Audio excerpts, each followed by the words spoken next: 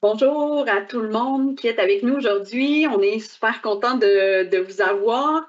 Merci d'être là. Aujourd'hui, c'est notre deuxième web diffusion dans le cadre des rendez-vous du MELCCFP de novembre 2022, où il sera question, comme vous le savez, des 3 règlements qu'on a édictés au courant de l'été. Aujourd'hui, en fait, je vais me présenter pour commencer. Mon nom, c'est Gitane Boivin. Je suis la directrice des matières résiduelles au ministère de l'Environnement, de la lutte contre les changements climatiques, de la faune et des parcs. Aujourd'hui, en fait, dans le cadre de cette deuxième web diffusion, il sera question du règlement portant sur un système de collecte sélective de certaines matières résiduelles. Mais plus particulièrement, Valérie va nous parler de certains paramètres du système modernisé de la collecte. Elle va aussi faire un survol des obligations à venir et des prochaines étapes.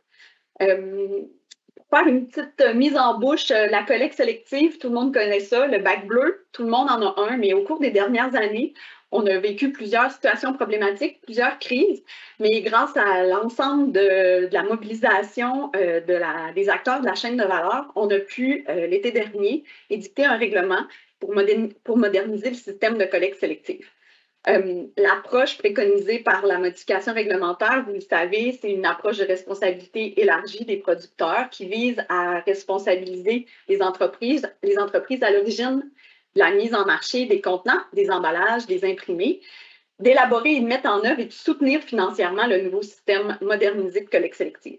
Avant de passer aux présentations, je vais vous donner quelques informations un peu plus techniques. Premièrement, comparativement à la semaine dernière où on avait juste une présentation, aujourd'hui, on en aura deux. Le premier interlocuteur sera Philippe Quentin d'Éco-Entreprise Québec. Éco-Entreprise Québec a été désigné le 24 octobre dernier comme l'OGD responsable de la collecte sélective. Par la suite, nous aurons une présentation de Valérie, qui va durer entre 30 et 40 minutes. Une courte pause, on vise aussi, comme la semaine dernière, un 5 minutes de pause. Puis, pour finir avec une période de questions qui va nous amener autour de 15 heures. Je vous invite à poser dès maintenant vos questions dans la bulle avec un point d'interrogation questions-réponses. Vraiment, faites-le tout au long de la présentation. Nous, on les prend en note au fur et à mesure, puis rendu à la période de questions, on pourra y répondre. Lors de la période des questions, en fait, il y aura 2 personnes qui pourront répondre. Il y a ma collègue Marie Dussault, qui est chef d'équipe à la division du 3R au ministère et qui a été impliquée dans le dossier de la collecte sélective depuis 2002. Et il y a aussi Valérie Lefat qui pourra répondre à vos questions. Si jamais, à la fin de la présentation, il y a des questions que vous n'avez pas obtenu des réponses, vous pouvez toujours nous les envoyer à l'adresse qu'on pourra mettre aussi dans le clavardage, mais je vous le dis si vous voulez la prendre en note rapidement parce que je parle vite. Infoconsigne @commercialenvironnement.gouv.qc.ca. J'ajoute aussi que la web diffusion est enregistrée. Vous pouvez y avoir accès dans quelques jours, soit en cliquant sur le lien que vous avez cliqué aujourd'hui. On va aussi mettre la présentation de Valérie et l'enregistrement sur le site web du ministère dans les prochains jours.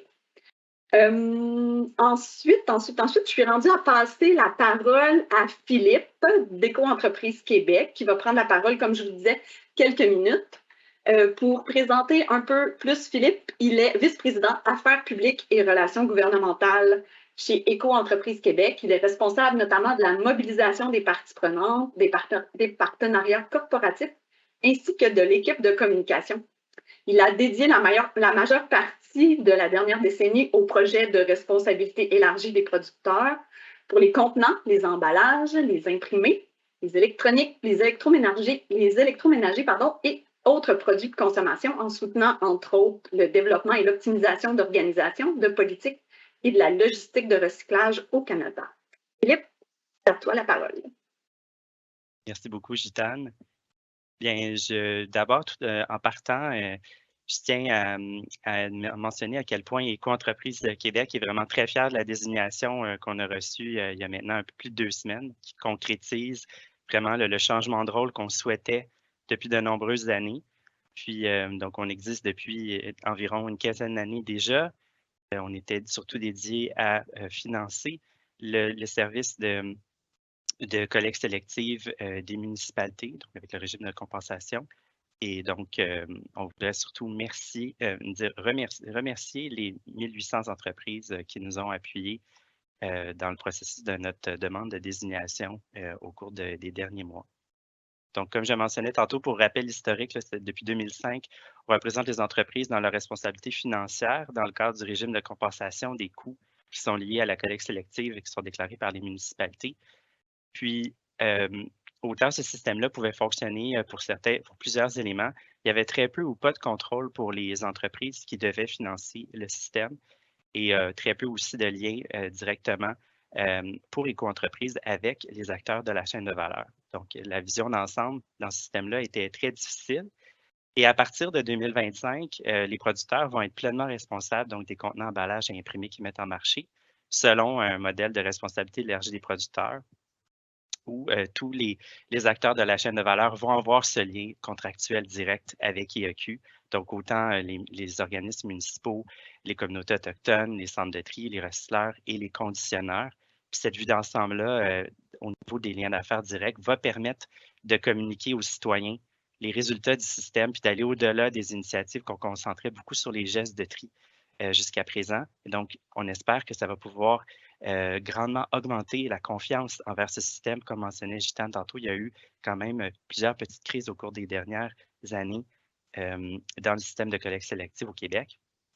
Puis pour guider nos actions avec nos partenaires, dans nos relations, dans le cadre de cette transition, Éco-entreprise Québec s'est doté de 11 principes pour assumer son leadership en misant sur l'expertise et l'expérience des acteurs de la chaîne de valeur.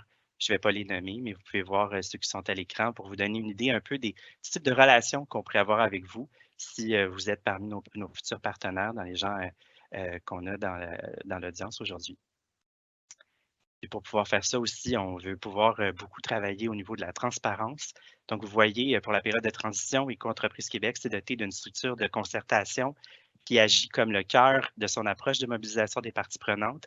Puis ainsi, là, en plus de notre conseil d'administration, un comité élargi pour la modernisation et un comité d'association sectorielle, on a aussi 4 comités de concertation qu'on a mis sur pied, dont 2 qui sont déjà actifs, un avec les organismes municipaux, un avec les centres de tri. On va également en avoir un avec les recycleurs et conditionneurs. Et également, le tout premier comité de concertation transversale qui va à la fois accueillir des gens qui mettent en marché des matières et qui designent, donc qui conçoivent ces emballages-là, et des recycleurs et conditionneurs aussi pour pouvoir s'assurer d'une adéquation entre ce qui se met en marché et ce qui ressort du système. Donc, pour pouvoir tout faire ça, on va avoir 3 années très occupées. Vous voyez un peu l'échéancier qui est devant nous depuis notre désignation d'il y a 2 semaines. Une des premières actions qu'on va poser, ça va être notamment d'aller chercher au niveau des organismes municipaux des données qui vont être essentielles pour notre compréhension du système pour les prochaines années pour faire une bonne planification.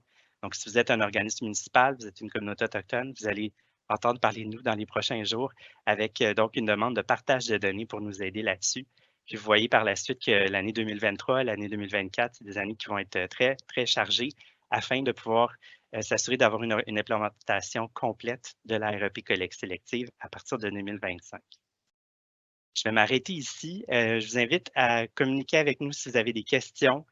Vous voyez l'adresse, je voulais communiquer avec nous pour des questions sur IAQ en tant qu'OGD, collecte sélective.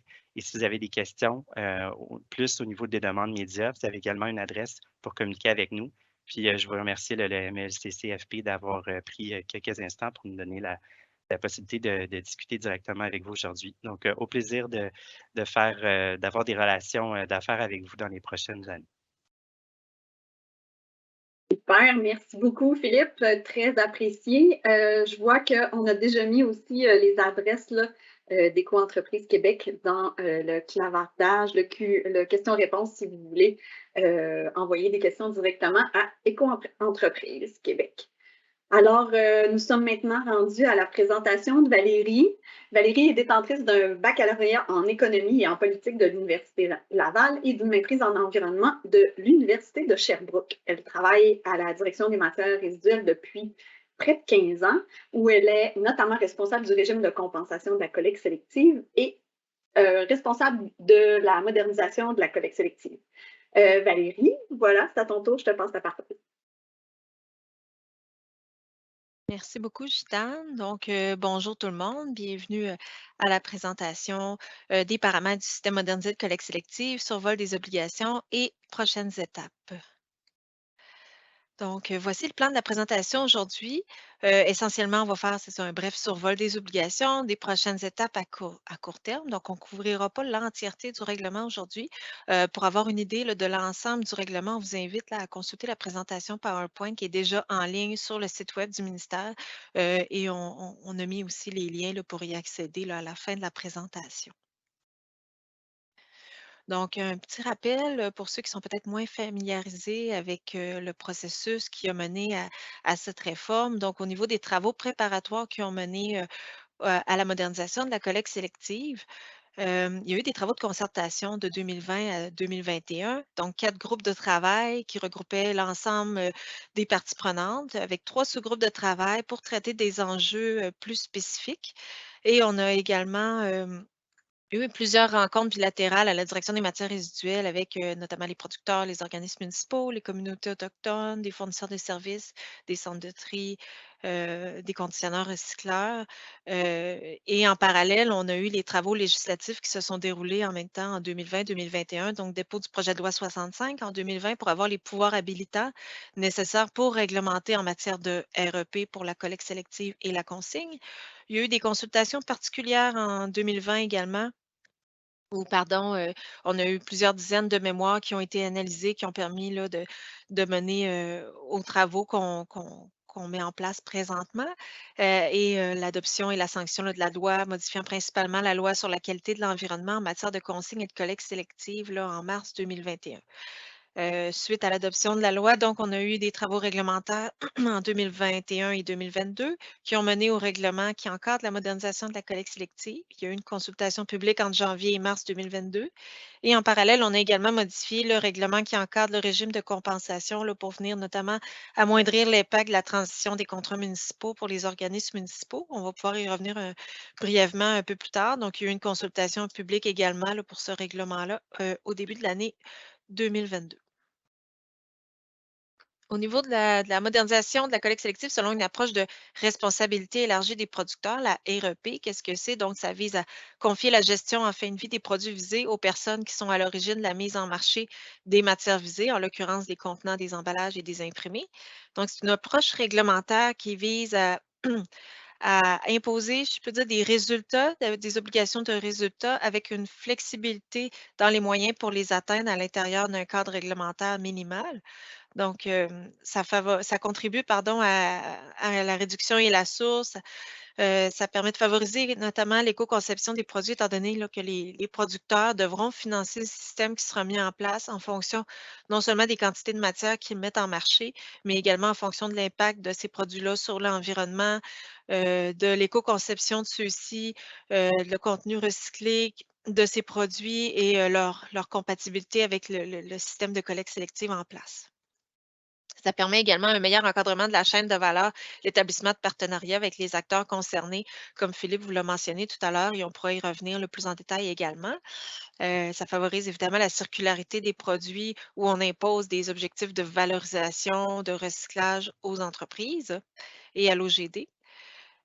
Donc, c'est vraiment une réforme qui vise à transférer la responsabilité des organismes municipaux et des communautés autochtones qui sont présentement les principaux donneurs d'ordre en matière de collecte, transport, tri, conditionnement des matières vers les producteurs qui auront non seulement la responsabilité financière, comme c'est le cas actuellement dans le cadre du régime de compensation, mais une responsabilité également opérationnelle.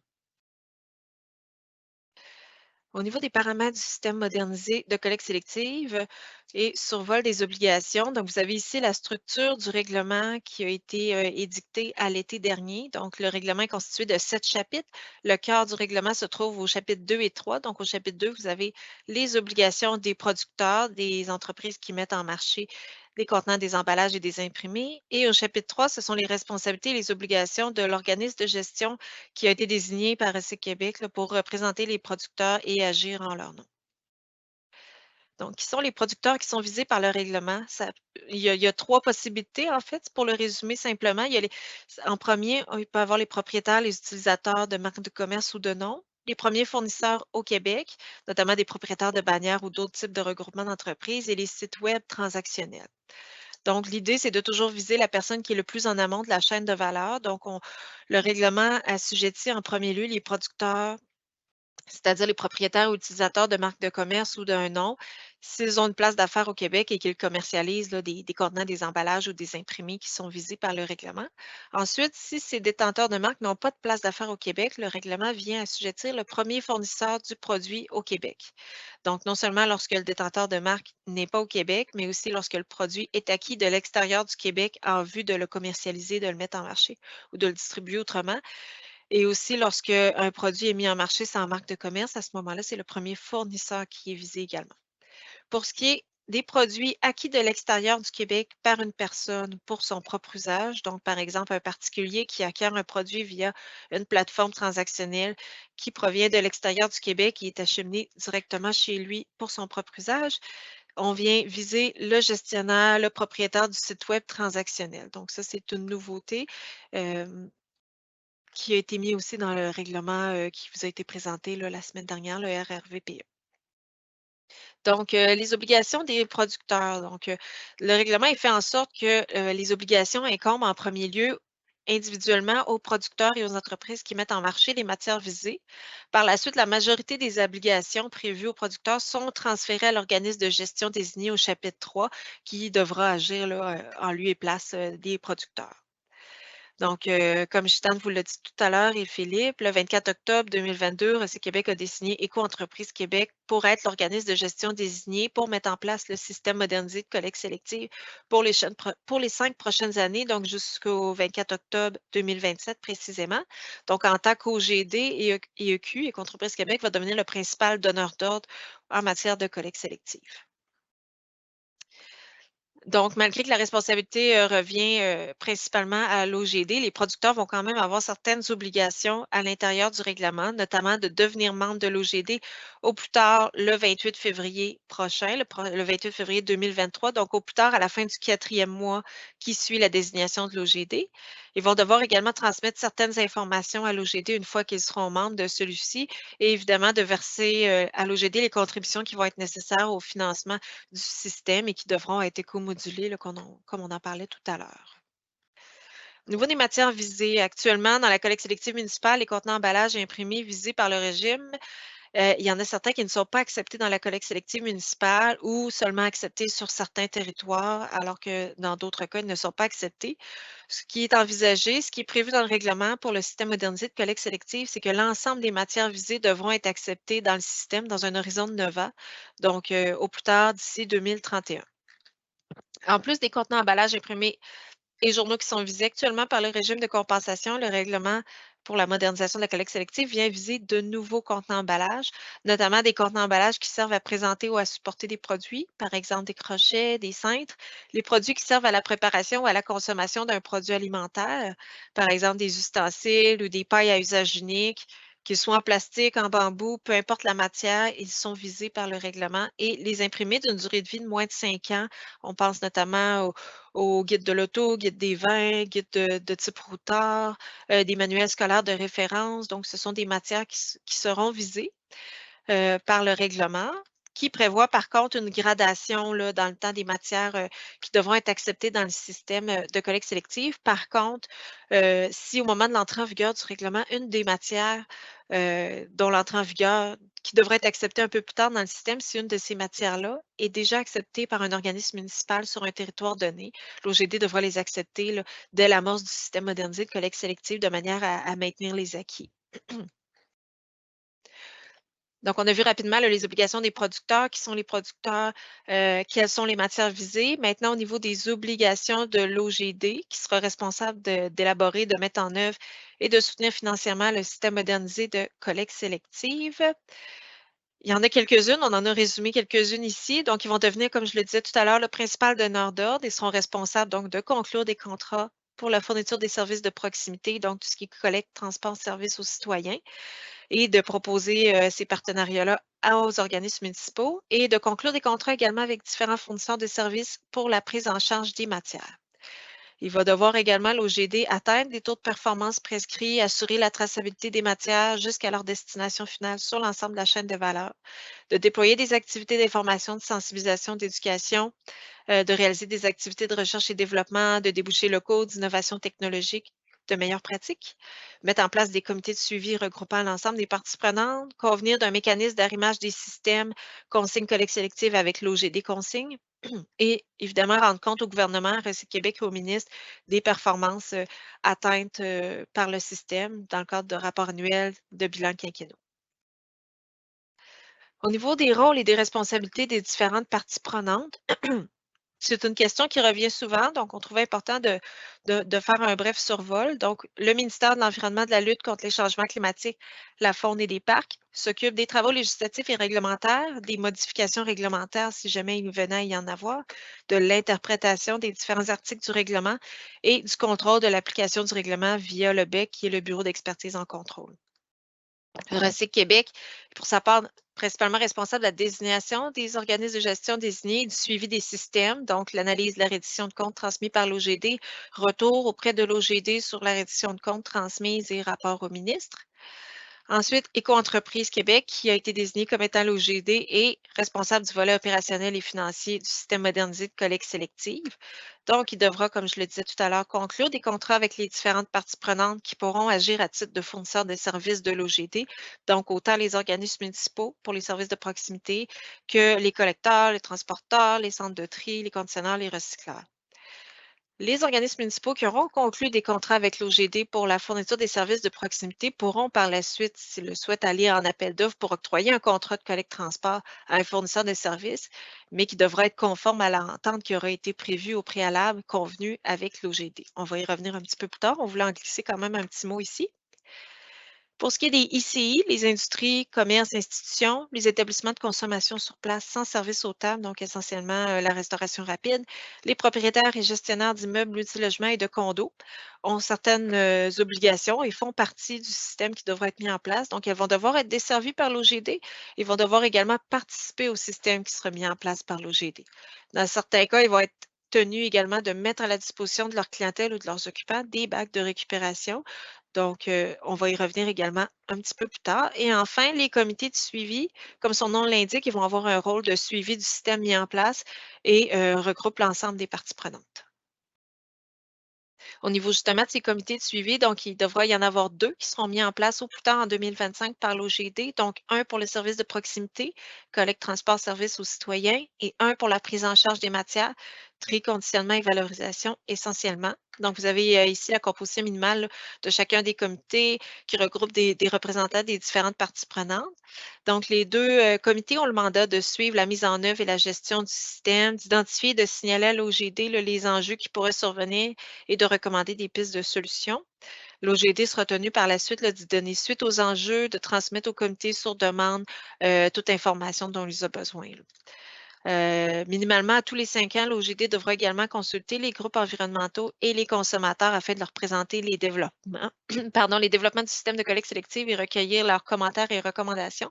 Et l'OGD devra également faire état dans sa reddition de compte de ces consultations et du suivi qui aura été donné au comité de suivi, notamment dans le cadre des bilans quinquennals pour ce qui est des consultations des groupes environnementaux et des consommateurs. On a un schéma ici qui présente les différentes périodes dans le temps pour le déploiement du système de collecte sélective. Donc, vous avez la période préparatoire, donc où se sont déroulés les travaux législatifs et réglementaires, la co-création avec les différentes parties prenantes.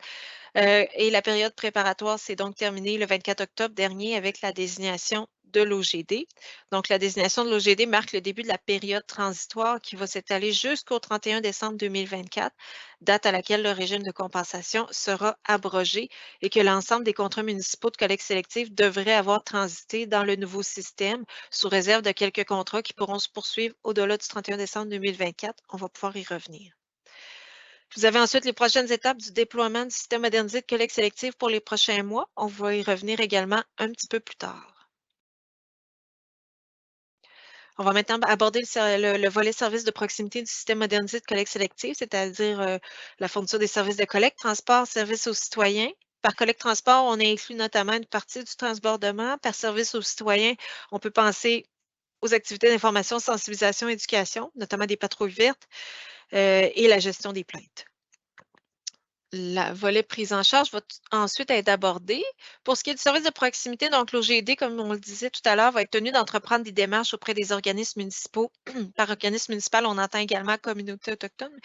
Donc, il va devoir entreprendre des démarches auprès de ces acteurs en vue de conclure des contrats pour la fourniture des services de proximité pour minimalement les bâtiments résidentiels de moins de 9 logements. Donc, ça revient à dire que pour les gros multilogements et les ICI, l'OGD pourrait choisir de conclure un contrat directement avec un fournisseur de services pour assurer la desserte de ces secteurs-là, de cette clientèle-là, ou encore les inclure en tout ou en partie dans ces contrats qu'il pourrait conclure avec les organismes municipaux. Les organismes municipaux, comme on disait tout à l'heure, vont pouvoir donc agir à titre de fournisseur de services de l'OGD pour le service de proximité et être remboursés pour services rendus comme tout fournisseur de services, et ça sans décalage dans le temps, contrairement où c'est le cas actuellement dans le cadre du régime de compensation. Certains organismes municipaux sont compensés partiellement et souvent avec un décalage de plus d'1 an là, entre la dépense encourue et la compensation versée. L'OGD doit également favoriser la conclusion de contrats avec des regroupements de municipalités, notamment des MRC ou des régies, par exemple, afin d'optimiser donc le service de desserte, le service de collecte et de transport. Et pour certains territoires éloignés ou isolés, le règlement vient identifier les entités avec lesquelles l'OGD devrait favoriser la conclusion de contrats, ce qui permet notamment de réduire le nombre de contrats à conclure et aussi d'harmoniser les pratiques sur le territoire donné. Au niveau des différentes clientèles à desservir, l'OGD va devoir desservir minimalement l'ensemble du secteur résidentiel, incluant les multilogements, les ICI, donc les industries, commerces et institutions, ainsi que les lieux publics extérieurs pour les municipalités de plus de 25 000 habitants d'ici 2030, donc d'ici 8 ans. Il y aura une obligation de desserte progressive, donc qui va commencer au plus tard le 1er janvier 2025 avec l'ensemble du secteur résidentiel, incluant le multilogement. Les ICI dont les matières et les volumes sont assimilables à ceux du secteur résidentiel. Les ICI et les lieux publics extérieurs qui sont actuellement desservis en date du 7 juillet, date d'entrée en vigueur du règlement, par leur organisme municipal. Les établissements d'enseignement, à l'exception des universités, et au moins un village nordique. 2 ans plus tard, au plus tard le 1er janvier 2027, l'ensemble des villages nordiques devront être desservis par l'OGD. Au plus tard, le 7 juillet 2027, c'est le reste des secteurs institutionnels et commerciaux, ainsi que les établissements universitaires. Et en 2030, le secteur industriel, notamment le secteur des CRD.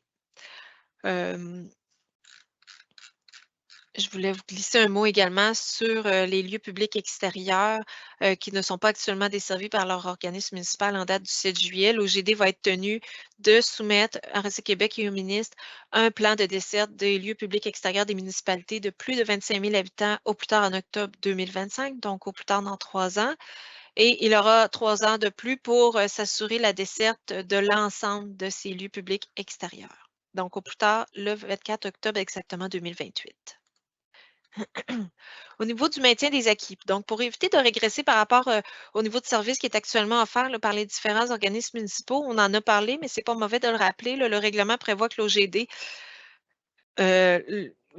devra maintenir les acquis à 2 niveaux. Donc, au niveau des matières qui sont acceptées dans la collecte sélective municipale sur un territoire donné en date du 7 juillet et au niveau des secteurs desservis par les organismes municipaux en date du 7 juillet 2022. Par contre, comme on est dans une réforme selon une approche de responsabilité élargie des producteurs, donc avec une obligation de résultat et une flexibilité dans les moyens pour les atteindre, le règlement n'oblige pas l'OGD à poursuivre avec les pratiques en place, notamment les modes de collecte ou différentes clauses contractuelles. Donc, c'est des choses qui devront être négociées entre les parties au moment de négocier et de discuter en vue de conclure un contrat pour les services de proximité. Donc, c'est important là, de laisser place à l'innovation et à l'optimisation, mais il y a de la flexibilité. La loi habilitante, comme je le disais tout à l'heure, qui a permis de réglementer pour moderniser la collecte sélective selon une approche de responsabilité élargie des producteurs, a été adoptée en 2021, en mars 2021. Et cette loi prévoit également certaines dispositions transitoires et finales pour la transition des contrats municipaux.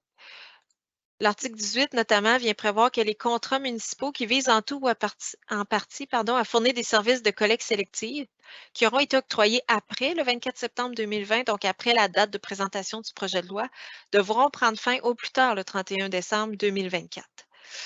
Donc, c'est des contrats municipaux que l'article 18 vient assujettir. Donc, tout ce qui est contrat privé, par exemple, entre un centre de tri et un conditionneur ou entre un ICI et un fournisseur de services ne sont pas assujettis à l'article 18. On parle vraiment des contrats municipaux de collecte sélective octroyés après le 24 septembre 2020 qui devront se terminer au 31 décembre 2024.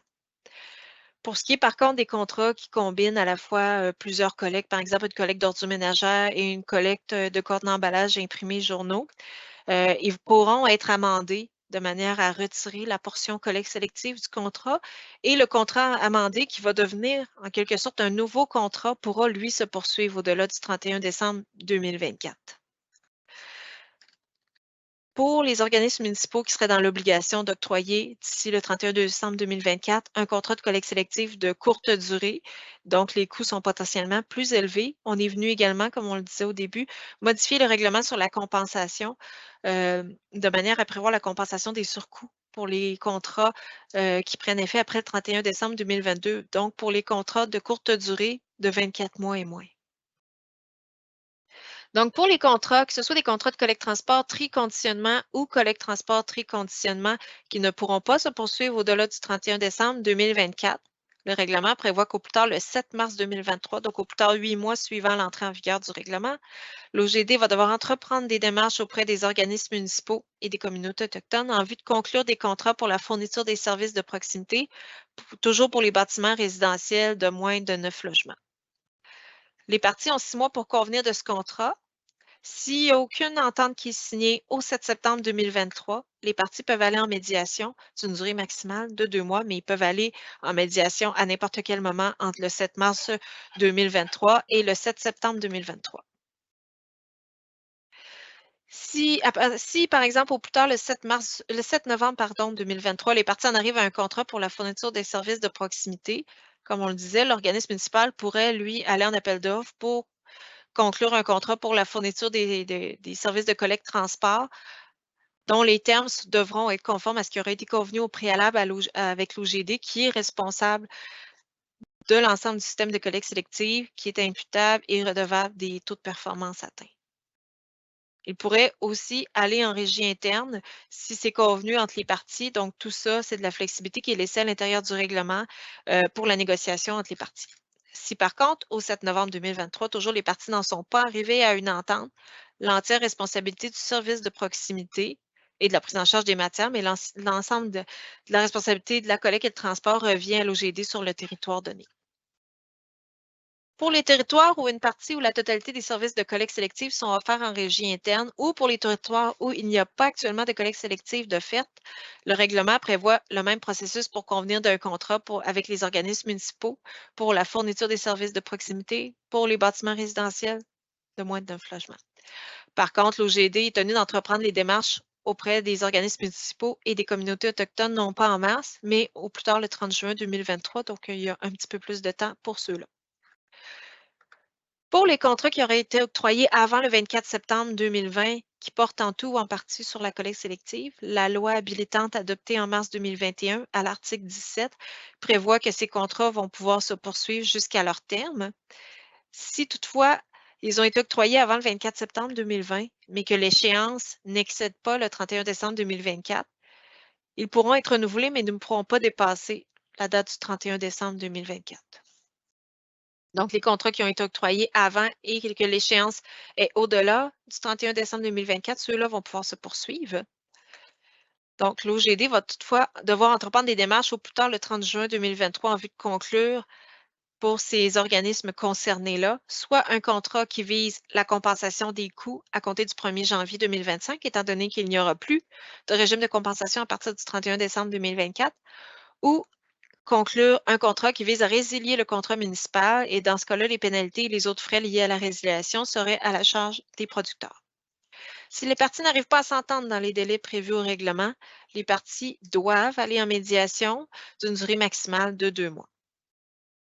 S'il y a une entente de compensation qui est convenue, que ce soit suite à la médiation ou avant la médiation, l'OGD va devoir quand même, au plus tard 18 mois avant l'échéance du contrat, entreprendre des démarches pour conclure un contrat pour le service de proximité en partenariat avec l'organisme municipal. Donc, c'est le même processus qu'on a parlé tout à l'heure avec la médiation et la position de repli qui est que si les parties n'arrivent pas à s'entendre, c'est la responsabilité qui revient à l'OGD pour le service de proximité.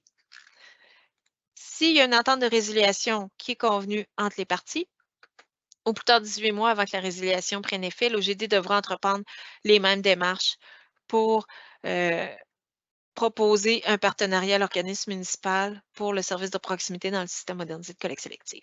Pardon. Donc, en l'absence d'un contrat dans les délais impartis, donc au plus tard le 29 février 2024, l'organisme municipal va recevoir une compensation jusqu'à la fin du contrat équivalente à la moyenne de la compensation reçue pour les années de compensation 2022 à 2024. Le contenu minimal qui doit être abordé dans les contrats pour la fourniture de services de proximité est prévu au règlement. Donc, par exemple, la clientèle, les lieux, les territoires à desservir, le type d'équipement, l'entreposage et le transbordement si nécessaire, les mesures d'ISée, les mesures relatives aux services à la clientèle, la gestion des plaintes, etc. Donc, ce sont tous des éléments qui devront minimalement être abordés lors de la négociation pour la conclusion d'un contrat entre les organismes municipaux et l'OGD pour les services de proximité. Lorsqu'un territoire éloigné ou isolé est parti à un contrat, les parties vont devoir également aborder les conditions d'entreposage ou de conditionnement en vue du transport. Et lorsqu'une communauté autochtone est partie à un contrat, le contrat va devoir également aborder la formation de la main-d'œuvre locale, la manière dont les particularités culturelles et linguistiques seront prises en compte, notamment pour les mesures d'ISée et le service à la clientèle, dont la gestion des plaintes. Si une responsabilité est confiée en tout ou en partie à un organisme municipal dans le cadre de la conclusion du contrat avec l'OGD, il devrait donc être remboursé pour service rendu au même titre que tout fournisseur de services. Donc, la flexibilité est laissée à l'intérieur de la négociation et les paramètres devant minimalement être abordés entre les parties là, sont prévus au règlement. Au niveau de la prise en charge des matières, donc la prise en charge comprend tri, conditionnement, valorisation, mais peut inclure également une partie du transbordement, du surtri, du pré-tri, etc. Donc, le GD va pouvoir conclure des contrats pour la prise en charge des matières avec toute personne qui sera en mesure de satisfaire aux exigences qui vont lui permettre d'atteindre les trous prescrits. L'OGD n'est pas assujetti à la loi sur les contrats des organismes publics et il peut conclure des contrats de gré à gré ou par appel d'offres avec les différents fournisseurs de services, donc organismes municipaux, communautés autochtones, centres de tri, conditionneurs, recycleurs, etc. Par contre, le règlement vient prévoir que l'OGD va devoir favoriser les prestataires de services en opération au moment où il entreprend les démarches pour conclure des contrats pour la prise en charge des matières de manière à maintenir les acquis et bâtir le nouveau système sur les acteurs en place. Et il devra également, au moment de choisir les différents fournisseurs de services, prendre en compte un certain nombre d'éléments, notamment la capacité du fournisseur de services à satisfaire aux exigences de l'OGD et à assurer la gestion locale, la présence d'un fournisseur de services en mesure d'offrir le service sur le territoire visé, l'accessibilité du système aux différents types de fournisseurs de services, le modèle d'affaires choisi par le prestataire de services et ses retombées sur sa communauté. Comme pour les services de proximité, le règlement vient prévoir le contenu minimal des contrats pour la prise en charge des matières. Donc, vous avez la liste ici, notamment la provenance des matières, les paramètres entourant le tri, le conditionnement, la destination des matières, les paramètres financiers, contrôle qualité, durée du contrat, etc. Vous trouvez ici les taux de performance prescrits par le règlement pour la modernisation de la collecte sélective. Donc, on fait un bref survol étant donné que ça ne fait pas partie des prochaines étapes et qu'il y a une autre présentation qui en traite plus en détail. Mais vous avez ici une échelle avec les taux minimaux de départ, et les taux maximaux. Donc, c'est des taux qui sont prescrits par matière et qui sont évolutifs dans le temps. Donc, les taux vont s'appliquer sur l'ensemble des matières visées des secteurs desservis par l'OGD et vont permettre à terme là, de réduire les quantités de matière éliminées au niveau des contenants emballages et imprimés au Québec. Qu'est-ce qui est considéré comme étant de la valorisation aux fins du calcul des taux de valorisation atteints par le système? Donc, on a essentiellement les activités de substitution à des matières premières de même nature, donc ce qu'on considère comme étant du recyclage, par exemple du verre utilisé en refonte ou du papier utilisé pour des rouleaux de papier. c'est la substitution à des matières premières de même nature. Pour ce qui est de la substitution à des matières premières de nature différente, qui est plus de l'ordre de la valorisation matière, par exemple du verre utilisé comme centre de filtration ou ajout cimentaire. Ce sont les deux principales activités qui sont considérées comme étant de la valorisation et admissibles au calcul des taux atteints. Pour ce qui est des activités de valorisation qui ne seront pas acceptées pour le calcul des taux, c'est important de mentionner que ce n'est pas interdit. Par contre, les quantités qui sont acheminées à ces débouchés ne pourront pas être inclus dans le calcul des taux. Donc, on parle essentiellement de valorisation énergétique, production de carburant, utilisation comme matériel de recouvrement ou d'aménagement d'un site d'enfouissement et le traitement biologique, sauf dans certains territoires éloignés ou isolés où les quantités pourront être incluses dans le calcul des taux. Aussi, c'est important de mentionner, seules les matières qui ont fait l'objet d'une traçabilité des matières jusqu'à leur destination finale pourront être considérées dans le calcul des taux, ce qui est un incitatif de plus à la gestion locale. Le règlement prévoit également certaines obligations pour d'autres personnes autres que l'OGD, les producteurs, notamment les ICI, les industries, commerces et institutions et les propriétaires et gestionnaires de multilogements et de condos qui seront tenus de participer au système au plus tard 1 an suivant la date où ils sont desservis par l'OGD. Aussi, parmi les ICI, il y a les établissements de consommation sur place sans service aux tables, essentiellement la restauration rapide, cafétéria, altobouffe, etc. Et les propriétaires et gestionnaires d'immeubles de multilogement et de condos qui vont également devoir mettre à la disposition de leur clientèle ou de leurs occupants des bacs de récupération. Au niveau des prochaines étapes, donc à court terme, il y a notamment, on en a parlé un petit peu au début, le comité de sélection des médiateurs qui devra être mis en place en prévision de la conclusion des contrats entre les organismes municipaux et l'OGD pour la fourniture des services de proximité.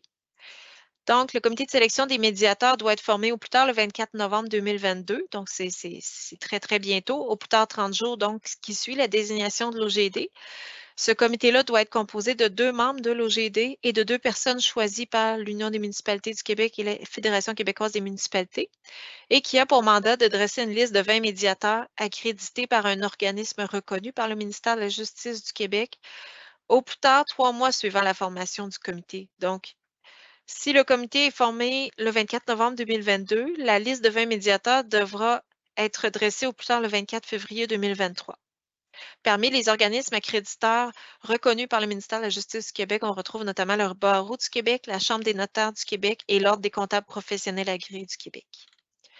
Donc, la liste des 20 médiateurs sélectionnés par le comité devra être transmise au ministre et à Recyc Québec au plus tard 14 jours suivant la date où il est dressé, donc au plus tard le 10 mars 2023. Et un petit mot pour vous dire qu'au ministère, on élabore présentement différentes fiches thématiques qui vont à terme devenir le guide d'application du règlement. Il y en a déjà une sur la désignation de l'OGD qui est en ligne sur le site web du ministère et celle pour le comité de sélection de médiateurs devrait être publiée dans les prochains jours. On retourne aux prochaines étapes. Un autre élément à venir à court terme, ce sont les informations qui devront être transmises à l'OGD par toute personne qui, en date du 7 juillet 2022, est partie à un contrat de collecte sélective. Donc, Philippe vous en a parlé un petit peu tout à l'heure. Vous devriez être sollicité par rapport à ça.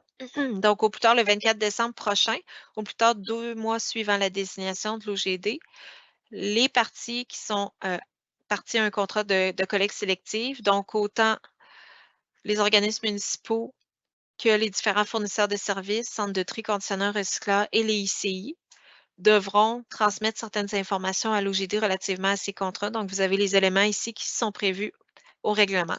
Donc, les organismes municipaux doivent transmettre ces informations au plus tard le 24 décembre 2022. Pour les autres personnes, les ICI, les fournisseurs de services, ils doivent également fournir l'information à l'OGD au plus tard le 24 décembre 2022, mais également au 30 avril de chaque année jusqu'au 30 avril 2024. Donc, encore ici, il devrait y avoir une fiche thématique qui va sortir bientôt pour expliquer les différents éléments qui doivent être transmis. On en a parlé tout à l'heure, mais à titre de rappel, donc les producteurs visés vont devoir devenir membres de l'OGD au plus tard le 24 février 2023.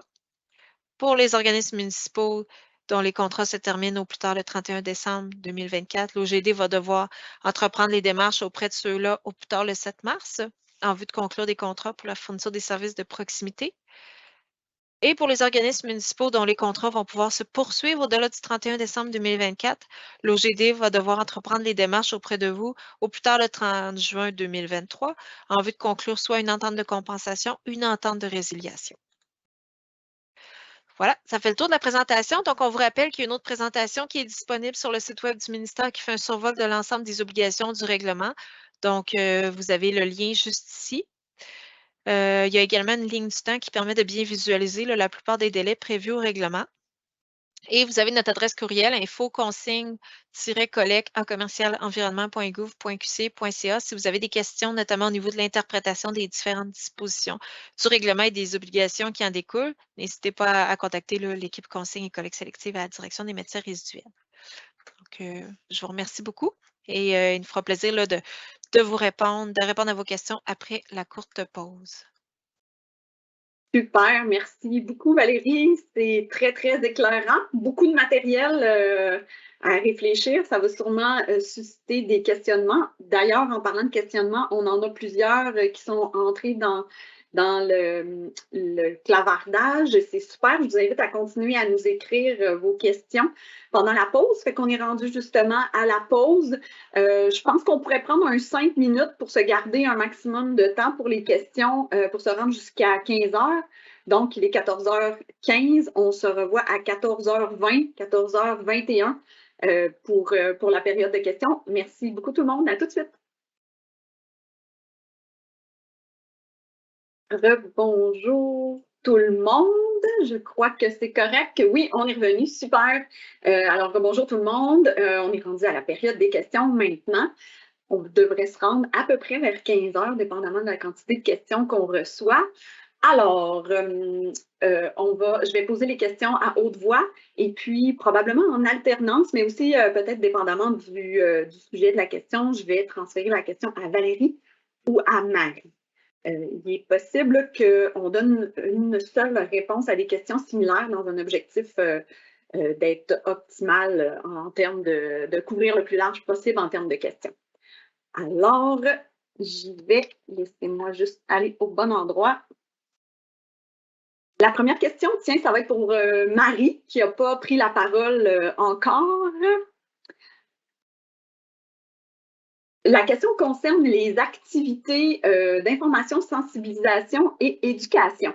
Je pense que tu pourrais, Marie, peut-être faire un retour sur les rôles et responsabilités de chacun. Dans la question, il est question, est-ce que ce sera Recycle Québec ou le ministère qui va être responsable des activités d'idées? Vas-y, Marie, je te la parole. Merci, Gitane. Alors oui, effectivement, c'est important de comprendre, comme Valérie l'a dit, à partir du moment où cette modernisation de la collecte sélective s'inscrit selon une approche de responsabilité élargie des producteurs, il faut comprendre qu'à la base, l'ensemble des responsabilités repose auprès de l'organisme de gestion désigné, c'est-à-dire des Coentreprises Québec. Donc, cela inclut notamment les activités d'information, sensibilisation et d'éducation. Cela dit, comme vous avez vu aussi, il y a aussi beaucoup de démarches à entreprendre, de négociations avec des futurs partenaires pour mener à bien cet exercice de modernisation de collecte sélective. Et c'est d'ailleurs fait partie notamment du contenu minimal à être abordé dans le cadre des contrats de partenariat pour les services de proximité entre les organismes municipaux et communautés autochtones et l'OGD. Donc, il pourra déterminer à même ces ententes de ces contrats-là quelles sont les activités disées, le cas échéant, qui seraient amenées par, mettons, une municipalité versus quelle part resterait une responsabilité de l'OGD qui, par après, pourra bien entendu établir des ententes avec d'autres partenaires pour réaliser ces activités d'ISée-là. À prime abord, puisque la question le mentionne, c'est Recycle Québec qui va faire ça. À prime abord, dans le cadre de la modernisation, le rôle de Recycle n'est pas directement impliqué avec les activités d'ISée ou d'autres activités de mise en œuvre.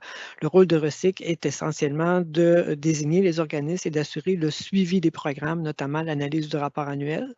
Maintenant, si EEQ et Recycle Québec veulent dans l'avenir faire des ententes en plus de ces rôles-là, c'est pas impossible, là, mais pour l'instant, ce n'est pas quelque chose qui est prévu au règlement.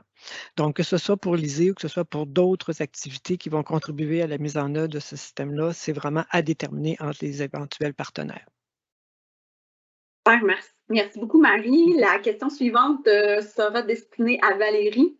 Est-ce que les sacs de matériaux de construction, comme les sacs pour les bardeaux d'asphalte, par exemple, ou les sacs de ciment, sont des matières qui sont visées par le nouveau système de collecte sélective? Merci, Gitane. Donc, effectivement, le règlement vise l'ensemble des contenants non consignés, les emballages, les imprimés et les journaux. Donc, les sacs pour les bardeaux d'asphalte ou les sacs de ciment sont des matières visées, à moins qu'ils seraient, par exemple, assujettis à un autre règlement selon, par exemple, une approche de REP, de responsabilité élargie des producteurs, ce qui n'est pas le cas présentement. Donc, oui, ce sont des matières visées que l'OGD devra accepter. Par contre, au niveau des plastiques souples, il y a un délai qui est accordé à l'OGD pour accepter ces matières-là dans le système qui sont jugées plus problématiques. Merci Valérie. Marie, la question concerne un peu plus le service aux citoyens puis la qualité du service, parce que certaines municipalités ont mis en place des programmes spéciaux de récupération ou des modalités de collecte plus particulières après le 7 juillet. Comment l'OGD va gérer ces projets particuliers et comment il va pouvoir gérer les écarts de qualité de service entre les différentes municipalités? Ton micro, Marie, est fermé. Oui, merci, je viens de le voir.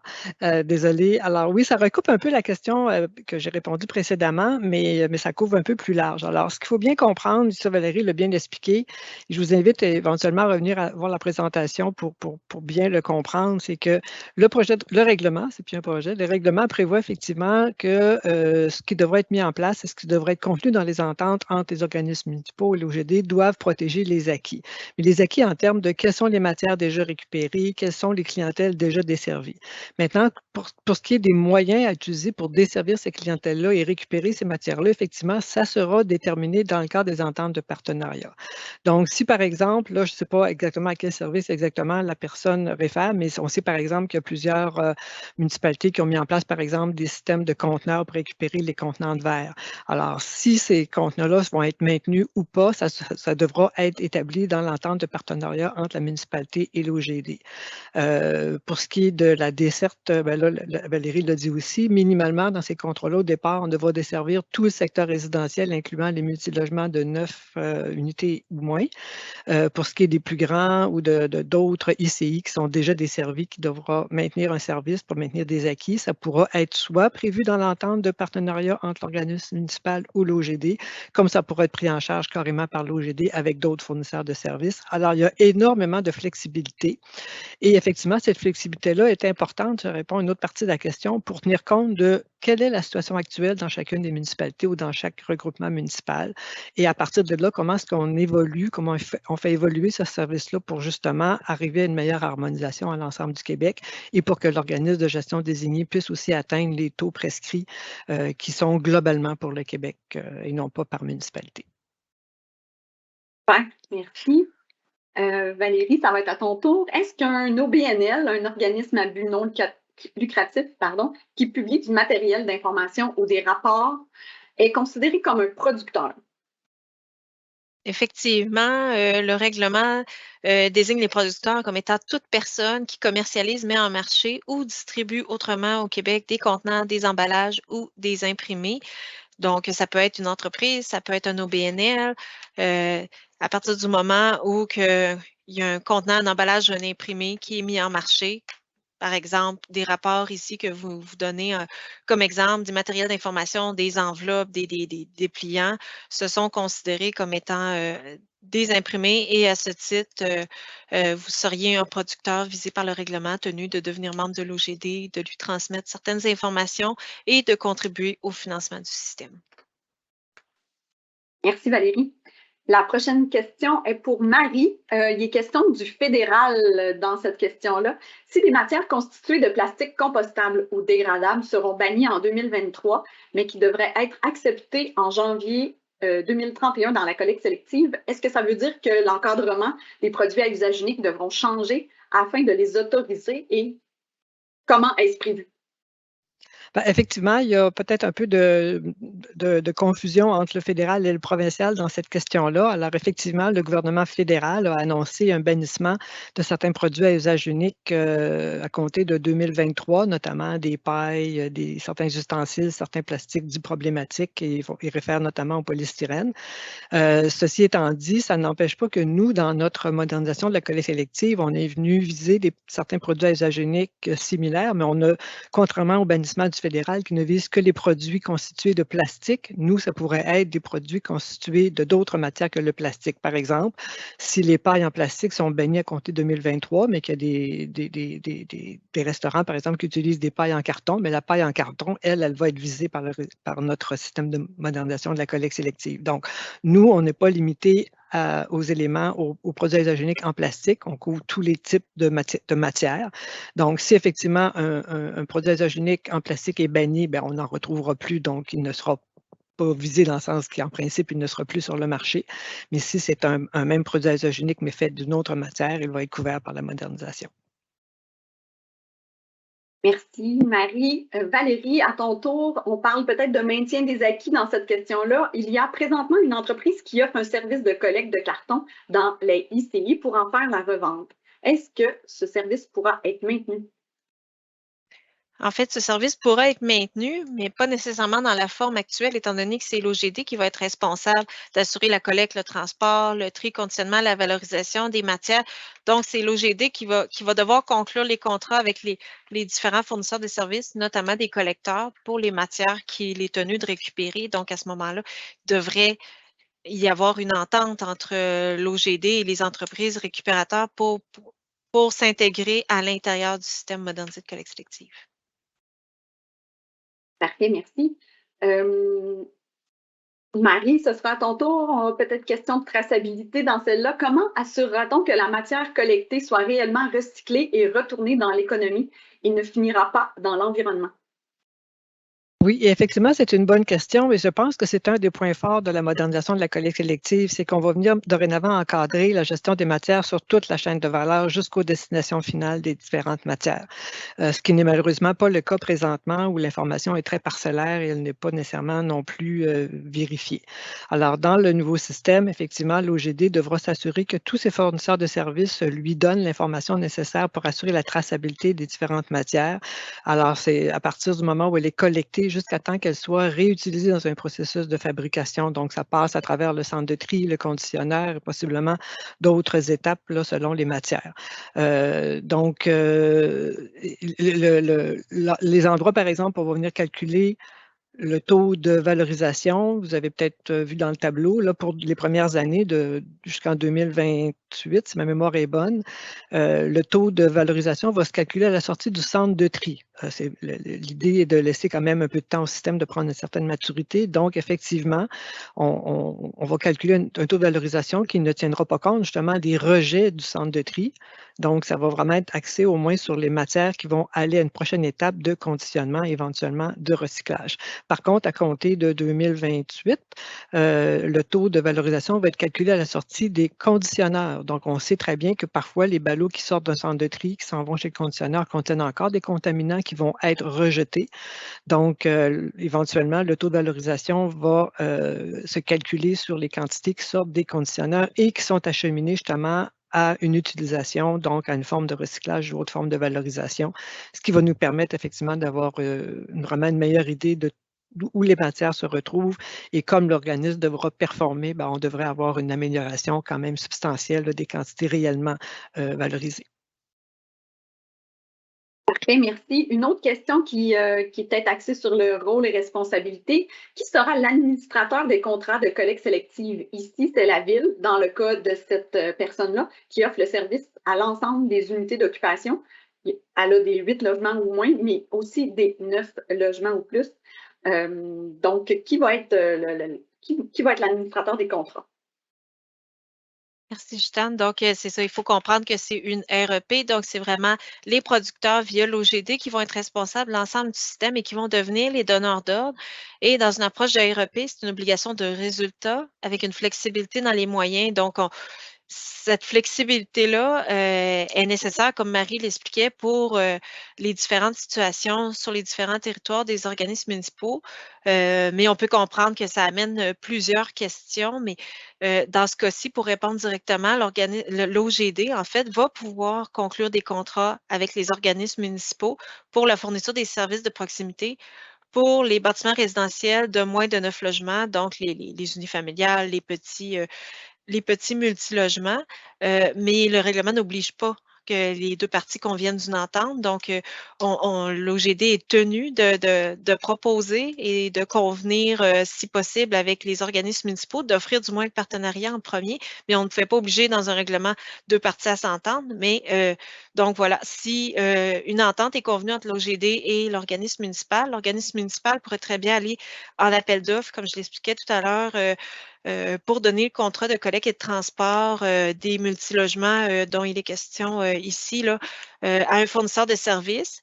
Mais le contrat devrait être conforme à ce qui aurait été prévu avec l'OGD qui est responsable, lui, d'atteindre les taux. Donc, ça dépend des situations. Pour ce qui est des gros multilogements, peut-être que l'OGD voudra les inclure dans le contrat avec l'organisme municipal, mais peut-être que non aussi, et conclure directement avec un fournisseur de services. Donc, ça va dépendre d'une multitude de facteurs. Donc, on ne peut pas statuer présentement, mais il faut comprendre que c'est l'OGD qui est le principal donneur d'ordre, mais que les organismes municipaux pourront devenir aussi des partenaires, des donneurs d'ordre à l'intérieur d'une entente avec l'OGD. Super, merci. Marie, à ton tour, qu'adviendra-t-il des conteneurs pour les contenants de verre non consignés qui sont récupérés actuellement par rapport volontaire et déjà implantés dans certaines municipalités? Ou qu'est-ce qui arriverait s'il y a d'autres municipalités qui voudraient en implanter d'autres? Oui, merci Gitane. Effectivement, ça recoupe un peu aussi une question antérieure. Alors, comme je le disais tantôt, tous les moyens qui seront déployés ou qui seront maintenus pour assurer le service de collecte sélective là, sur le territoire d'une municipalité ou d'un regroupement municipal devront être encadrés par les futures ententes de partenariat avec l'OGD. Donc, pour les municipalités qui ont déjà des conteneurs pour la récupération du verre, en principe pour du verre non consigné, mais on sait très bien qu'on retrouve aussi du verre consigné là-dedans. Si la municipalité veut les maintenir, elle devra faire en sorte que l'OGD l'accepte dans son contrat, mais c'est vraiment l'OGD qui va décider si les volumes, si la situation, si les besoins là, le justifient. Donc, on ne peut pas vous dire que ça va être maintenu ou que ça ne sera pas maintenu. C'est vraiment à vous de négocier ça avec l'OGD. Même chose pour les municipalités qui voudraient en implanter. Ça sera à vous de présenter les arguments à l'OGD pour voir si effectivement c'est possible. Encore, par rapport au fait, juste un petit commentaire supplémentaire par rapport au fait que c'est en principe pour du verre non consigné, il ne faut pas perdre de vue qu'à compter du 1er novembre 2023, donc dans moins d'1 an, il y aura beaucoup plus de verre qui présentement est acheminé dans ces conteneurs-là, notamment les bouteilles de vin, de spiritueux, qui vont être consignés, ce qui veut dire qu'il va, en principe, on calcule très grosso modo que c'est environ la moitié du verre présentement qui est destiné à la collecte sélective qui va être consigné dorénavant. Donc, c'est un élément que l'OGD devra prendre en considération parce que, bien entendu, ce verre consigné-là n'est plus destiné à la collecte sélective et si on en retrouve beaucoup, notamment dans de tels conteneurs, ça va faire en sorte que c'est la collecte sélective qui va avoir à gérer ces produits-là. Valérie l'a mentionné tantôt, il est prévu qu'il y ait une entente d'arrimage entre les deux systèmes de consigne et de collecte sélective, notamment pour venir encadrer la gestion d'un produit qui est visé par un système qui se retrouve dans l'autre, mais bien entendu, on va tenter d'éviter ça le plus possible, cette contamination intersystème-là. Donc, ce sont toutes sortes de facteurs qui devront être pris en considération avant que l'OGD décide s'il souhaite ou pas prévoir dans ses ententes de partenariat avec le monde municipal qu'il y ait parfois de tels conteneurs. Merci Marie. Je pense que la prochaine question va peut-être s'adresser à toi encore une fois, mais avant, je vais répondre tout de suite à une autre question, la signification de l'acronyme CEIJ, qui veut dire contenant, emballage, imprimé et journaux. Dans une des diapos, on pourra peut-être faire la modification avant la publication sur le site web de la présentation. Marie, alors, est-ce qu'une MRC pourra obtenir des données de collecte en termes de tonnage sur une base mensuelle tout au long de l'année? tu n'as pas la question, peut-être que c'est EEQ qui pourra avoir la réponse à cette question-là. Possiblement. Écoutez, je pense que nous, le ministère, on est toujours pour la transparence et et certainement pour que les partenaires puissent être en bons termes. Donc, je pense que effectivement, l'obtention par une MRC ou une autre instance municipale des données de collecte sur son territoire peut très bien être une disposition qui est prévue dans une entente de partenariat, là. Je veux dire, bien entendu, comme tu dis, Jutane, c'est EEQ qui pourra voir finalement dans quelle mesure elle aura la capacité de livrer cette information-là sur une base mensuelle et tout ça, parce que bien entendu, ça peut engendrer là, des calculs spécifiques qu'elle devra prendre en considération. Mais après ma barre, c'est pas prévu au règlement, mais c'est pas impossible que ça puisse être intégré dans une entente. Et la prochaine est peut-être en lien aussi avec celle-là. Est-ce que les ententes intervenues entre les organismes municipaux et l'OGD seront publiques? En fait, Vas-y. oui, ben, en fait, a priori, non. Par contre, le règlement prévoit là, que les modèles de contrat pour la conclusion des contrats avec les organismes municipaux là, devront être rendus publics, eux, en fait, au plus tard, le 8 mois suivant l'entrée en vigueur du règlement, donc au plus tard en mars 2023, soit le moment qui correspond au délai maximal prévu au règlement pour que les organismes l'OGD, pardon, entreprennent les démarches auprès des organismes municipaux pour la conclusion des contrats. Donc, minimalement, les modèles de contrats qui vont servir à la conclusion des contrats qui vont servir de base seront rendus publics. Parfait, merci beaucoup Valérie. Puisque les contrats de collecte seront octroyés à l'OGD, est-ce que l'OGD va assurer le service à la clientèle pour, par exemple, les bacs de collecte oubliés ou brisés lors des opérations de collecte? Ou est-ce que c'est la responsabilité d'assurer le service à la clientèle? Est-ce que la responsabilité sera transférée à l'OGD ou à l'entrepreneur? Je peux toujours y aller. Ce qu'il faut bien comprendre, c'est que il y a effectivement 2 possibilités par rapport au contrat de collecte. Quand on appelle ça les services de proximité, donc on fait référence aux services de collecte, transport et services aux citoyens. Donc, a priori, ce qui est privilégié dans l'approche de modernisation de la collecte sélective, c'est qu'il y a des ententes, comme on l'a dit tantôt, entre l'organisme de gestion désigné et les organismes municipaux ou les communautés autochtones, dans lesquels, effectivement, ils vont convenir d'un paquet de choses, notamment, justement, de la gestion des équipements tels que les bacs. Donc, dans l'éventualité où, et on peut penser que ce sera la majorité des cas, où il y aura de telles ententes de partenariat pour les services de proximité, dont la collecte, ces éléments-là de qui doit fournir les bacs, qui doit remplacer les bacs prisés, qui doit prendre les plaintes si jamais il y a des problèmes, ça devrait être encadré par l'entente de partenariat. Alors, ça pourrait être la municipalité, ça pourrait être refilé effectivement à un entrepreneur. Ça reste à déterminer. Dans l'éventualité où il n'y aurait pas d'entente de partenariat entre un organisme municipal et l'OGD, Valérie l'a expliqué tantôt, à ce moment-là, une fois que les délais sont épuisés et qu'il n'y a pas eu d'entente, c'est effectivement la responsabilité de l'OGD d'offrir le service de collecte sélective sur le territoire couvert par concerné par le fait qu'il n'y a pas eu d'entente. À ce moment-là, c'est l'OGD qui devra effectivement s'assurer que les équipements sont fournis, sont remplacés, qu'il devra pouvoir accepter les plaintes, soit directement ou par l'entremise d'un tiers qu'il devra déterminer. Merci Marie. La question, Valérie, sera pour toi cette fois-là. Il sera question des ICI. De quelle façon se fera l'obligation de participer des ICI au système? Qui sera responsable de s'assurer que cette obligation et de la participation des ICI? En fait, c'est le ministère de l'Environnement, comme on l'expliquait durant la présentation, qui est responsable de l'application du règlement et du contrôle. Donc, on risque d'y aller surtout là, par comment je dirais, des contrôles ponctuels dans différents ICI, de manière à donner l'exemple. C'est certain que le ministère n'ira pas dans chacun des ICI vérifier si le contenant est bien mis dans le bon bac, mais l'intention du législateur, le message qu'on veut envoyer avec le règlement, c'est que les différents ICI sont tenus de participer au système mis en place par l'OGD et l'OGD, les collecteurs également, là, il pourra y avoir des dénonciations, autrement dit, s'il n'y a pas de participation et de rencontre de l'obligation par un ICI, par exemple. Merci Valérie. Marie, ce sera à toi. Concerne les acquis, cette question-là, on en a parlé un petit peu tantôt, mais tu pourras peut-être préciser. Il y a beaucoup d'acquis qui concernent les mesures contractuelles en vue de garantir la qualité du service. par exemple, collecte intelligente, nombre de camions minimum, des contrats qualitatifs, etc. Est-ce que l'OGD pourrait les remettre en question et donc revenir en arrière avec un service de moins bonne qualité? Écoutez, effectivement, ça a été dit avant. L'idée, c'est toujours que vous allez être dans une situation de négociation d'un partenariat. Donc, si effectivement, sur votre territoire, vous avez déjà déployé des services comme ceux qui sont nommés en exemple ici, ben, ça sera à vous de les faire valoir auprès de l'OGD pour expliquer finalement dans quelle mesure vous trouvez que sur votre territoire, c'est pertinent de les maintenir, voire d'en développer davantage. L'OGD est tenue de performer en bout de ligne. Donc, elle n'a aucun intérêt à offrir un service de moindre qualité, encore moins de revenir en arrière par rapport à ce qui est maintenant offert à des citoyens et qui ont pris l'habitude de prendre des services d'une certaine manière. Mais encore là, c'est flexible, c'est ouvert. Bien entendu, on peut imaginer que l'OGD va possiblement vouloir, et c'est un peu là, le but là, des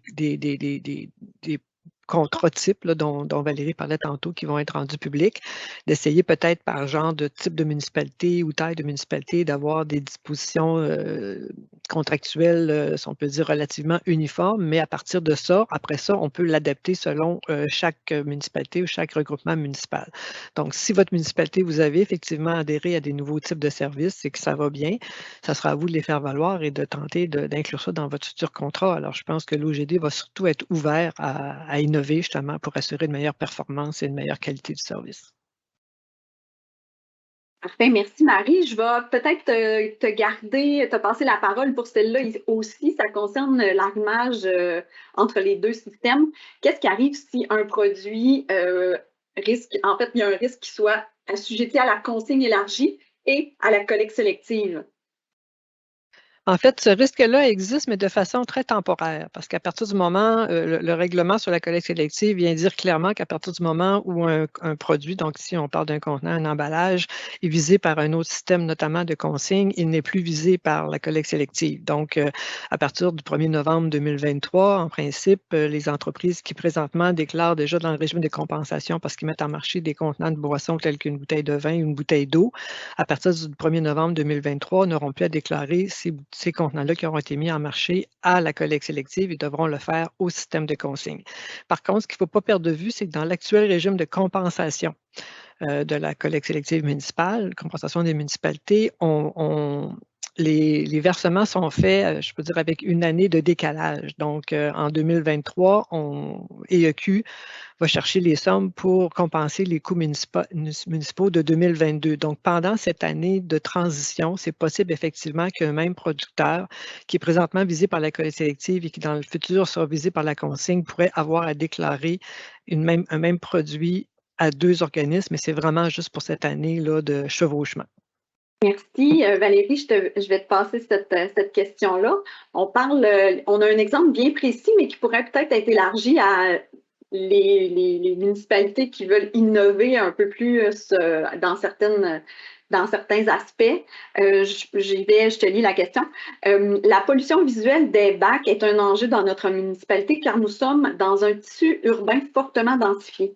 Notre conseil souhaite exploiter diverses solutions afin d'éviter qu'on voit les bacs partout, tout le temps, dans l'espace public. Nous explorons l'idée de mutualiser les équipements de collecte sur l'espace public, par exemple, faire des conteneurs semi-enfouis. Peut-on envisager l'acquisition de ce type d'équipement et commencer à les déployer ou devrait-on s'entendre préalablement avec l'OGD?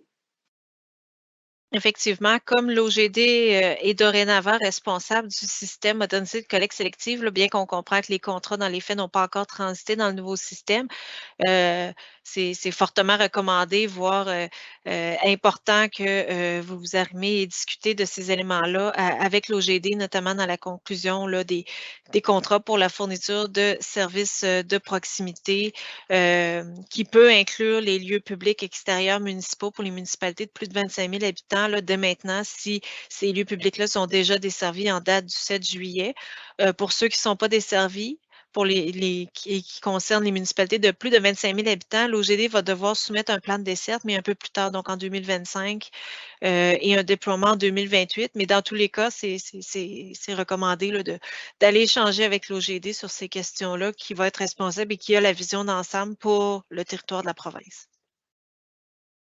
Merci. Marie, à ton tour, est-ce que les emballages laminés multimatières, comme les sacs autoportants, sont visés par le nouveau système de collecte sélective? Est-ce qu'ils seront récupérés via le système alors qu'ils constituent une nuisance pour les centres de tri actuellement? Alors oui, les emballages laminés de type multimatière, sac autoportant sont visés. Comme tous les autres contenants emballages, dans l'étalement, si on peut dire, là, des obligations, à moins qu'une municipalité accepte déjà ces produits-là dans la collecte sélective, donc pour le maintien des acquis dès le départ de la transition vers le nouveau système, on devra continuer à les récupérer. C'est à compter du 1er janvier 2027 que l'OGD doit les accepter partout au Québec, là, ces types de contenants-là. Alors effectivement, on est bien au fait que ce genre de contenant-là crée des problèmes chez la plupart des centres de tri pour assurer un tri de qualité et aussi pour trouver des débouchés. Donc, d'ailleurs, le délai jusqu'en janvier 2027 vise justement à permettre à l'OGD de trouver un peu des solutions. Ce qu'il faut bien comprendre, c'est que dans le terme collecte sélective, ça ne veut pas absolument dire un seul système et seulement le système de porte-à-porte. Bien entendu, c'est le plus simple pour tous, mais au besoin, et là, je fais juste des hypothèses, si l'OGD, effectivement, pour récupérer ce type d'emballage et pour pouvoir les gérer adéquatement par la suite, possiblement séparés du reste, doivent implanter des types de collecte ou de points de dépôt particuliers pour ces matières-là, ils pourraient l'envisager. Donc, ça sera vraiment à l'OGD ici d'y voir et d'innover et de s'assurer que si effectivement, ce n'est pas possible de les trier lorsque c'est collecté pêle-mêle, mais de trouver d'autres façons de les collecter et de les trier. Et d'ailleurs, je sais que EEQ et d'autres acteurs du milieu de producteurs sont déjà très actifs depuis quelque temps dans le groupe d'action pour les plastiques circulaires et se penchent notamment sur les enjeux liés avec les emballages souples et notamment les emballages laminés, notamment avec des processus d'intelligence artificielle et autres pour faciliter le travail en centre de tri. Merci, Marie. La prochaine question serait peut-être plus pour Éco-entreprise Québec, mais je pense, Valérie, tu pourrais peut-être apporter une précision. Est-ce que les matières business to business sont couvertes? Si oui, est-ce qu'il y a un mécanisme qui permettra d'assurer la participation des producteurs business to business au système, considérant qu'ils ne sont pas couverts actuellement et qu'il n'y a pas vraiment de visibilité sur ce gisement de ces acteurs? En fait, actuellement, ils sont visés, ces matières, par le régime de compensation, mais c'est vrai qu'ils sont exemptés du tarif annuel là, d'Éco-entreprise Québec qui est approuvé par le gouvernement. Ceci dit, oui, ces matières-là sont visées dans le système modernisé de collecte sélective. Et comme l'OGD sera tenu de desservir l'ensemble des secteurs, autant résidentiels qu'institutionnels, commerciaux et industriels, ces matières-là vont se retrouver tôt ou tard quelque part dans un bac. Donc, ils devront être gérés et ce sera à l'OGD de mettre en place les mécanismes pour s'assurer que ces matières-là sont bel et bien déclarées dans le système et qu'ils contribuent au financement.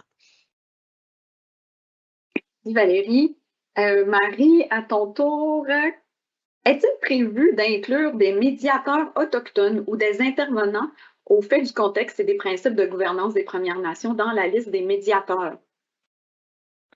Je trouve que c'est une excellente question et pour être bien honnête, ce n'est pas une disposition spécifique qu'on a prévue dans le règlement, mais c'est certainement quelque chose qu'on pourrait porter à l'attention des gens qui seront sur le comité là, de sélection des médiateurs pour effectivement s'assurer qu'il y ait un certain nombre de médiateurs qui sont en mesure d'intervenir correctement lorsque le besoin de médiation se fera sentir entre l'OGD et une communauté autochtone, alors, ou avec le dessert du territoire isolé, éloigné.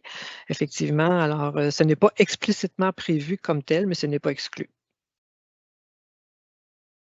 Merci, Marie. Une autre question, qu'en est-il du choix d'une couleur uniformisée pour le flux des matières recyclables au Québec? Est-ce que l'OGD va imposer une seule couleur, le bleu, le vert, le jaune? C'est vraiment une question qui s'adresse effectivement à l'OGD, étant donné qu'il va être responsable de l'entièreté du service. Donc, je ne crois pas que tous ces éléments-là sont déjà tout attachés, mais vous pourrez là, les consulter. Dans tous les cas, il y a de la flexibilité qui est laissée dans le règlement et vous pourrez là, soulever vos préoccupations quand vous échangerez là, avec l'OGD en prévision de la conclusion d'un contrat. Merci, Valérie. Marie, peut-être cette question-là serait pour toi. Il est question des restaurants avec service et les bars.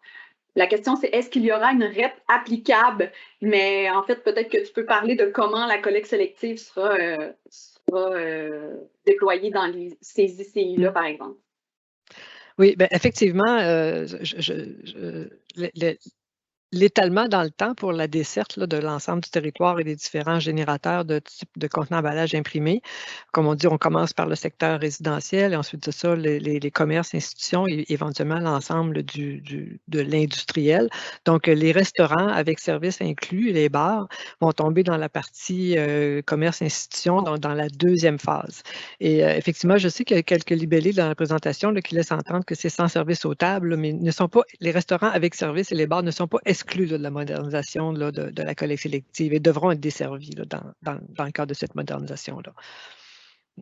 Non, je me permettrais d'ajouter juste que la Oui. notion d'établissement de consommation sur place sans service aux tables porte sur l'obligation pour ces établissements de consommation sur place sans service aux tables de mettre à la disposition de leur clientèle des bacs de récupération. Mhm. Donc, dans la halte bouffe, il faut que les gens puissent aller déposer concrètement leur contenant et emballage dans le bon bac. Ceci dit, avec un restaurant avec service aux tables, ce n'est pas une obligation qui était nécessaire ou applicable, mais ils devront quand même être desservis par l'OGD. Ça, c'est prévu au règlement, puis c'est pas empêché, là, comme Marie disait.